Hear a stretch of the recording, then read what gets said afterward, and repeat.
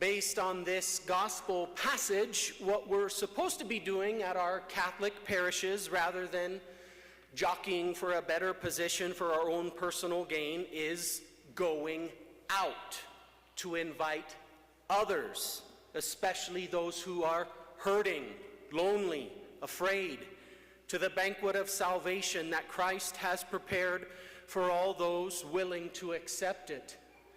These sacred scriptures, the holy sacrifice of the altar, people need it, and we can help them come here and find their true home. Today, the homily is a bit unique as I'm communicating a few parish updates with you. It seemed the most suitable way to do it, so we can all know what's going on and be on the same page together. Then, next weekend, we will have a visiting priest for the annual mission appeal. I'll still be here, but he'll be the one preaching. The weekend after that, I'll make a big announcement about the calendar year 2026, a very exciting opportunity coming up. Please know that everything mentioned today is very standard stuff for a parish. I say that because it's easy for us to panic when we think things are changing and we don't know why, or we feel too busy to take on anything else. Well, you can sigh with relief because we simply want to make you aware of the latest developments that are happening to keep you in the loop. The other reality that helps us stay calm and measured is remembering that our community of faith actually has 2 campuses and 2 languages, with people of all ages and backgrounds and competing ideas about how things should be done around here. Don't worry, I hear it from you all the time.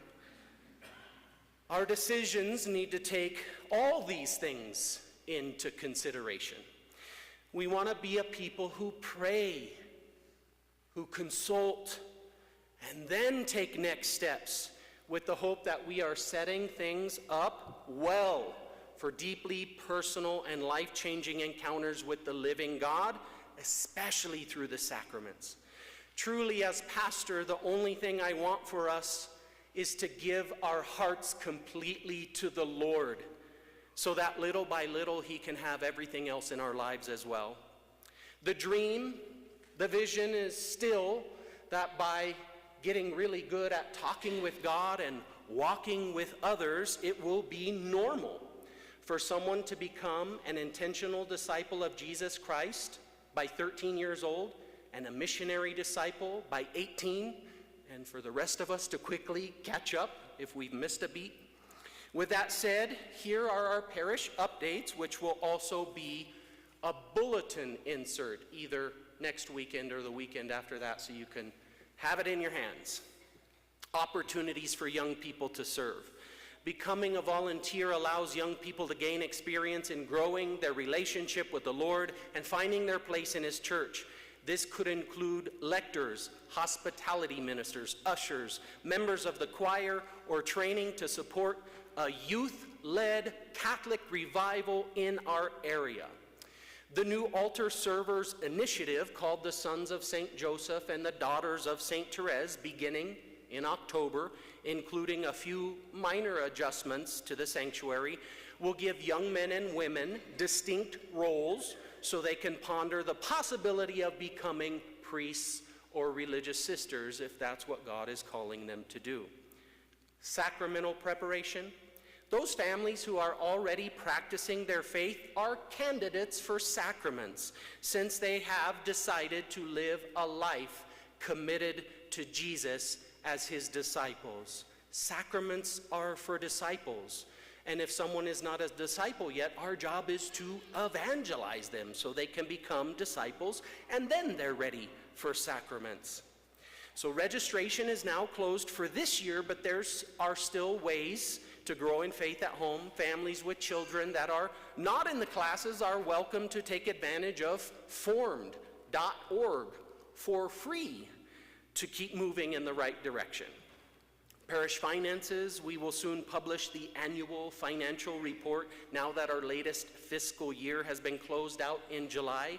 We're doing really well, and that's because of your generosity. And the special projects we were able to accomplish this past year were because of extra donations above and beyond the normal giving. Staffing, a couple members of our parish staff will soon be retiring. We thank God for them and their years of service. And with that, there's going to be some new people coming on board this fall. We're still working on the details, so stay tuned. Please pray for us to have the right people in the right positions doing what will cause us to thrive as a community of faith, helping people get to heaven. And the clergy retreat. This year, the annual clergy retreat for the Diocese of Pueblo will be hosted by St. Mary's in Montrose. And yes, when we were asked, it was a big surprise. This is not something that usually happens, but when the bishop asks, my job is to say yes, so they're coming.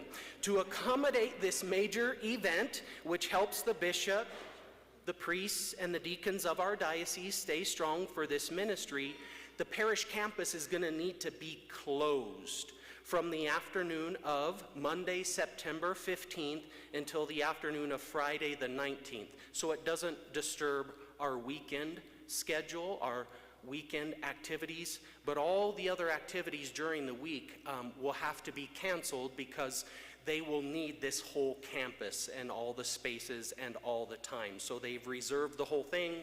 Campus is closed for regular activities. It's a sacrifice, but also it's a gift we can offer. It's a gift we can offer the diocese and the bishop because we want our clergy to be healthy and holy, so we can help them by hosting this retreat. Please consider the novena of prayer for this intention, which is in the bulletin insert this weekend. So that's what you're taking home today. Please consider praying that novena for a fruitful clergy retreat. That'll be our call to action. In the meantime, please, may we all answer what God is asking us to be humble, to be fruitful for the kingdom. And let us always be extremely grateful for all of God's blessings.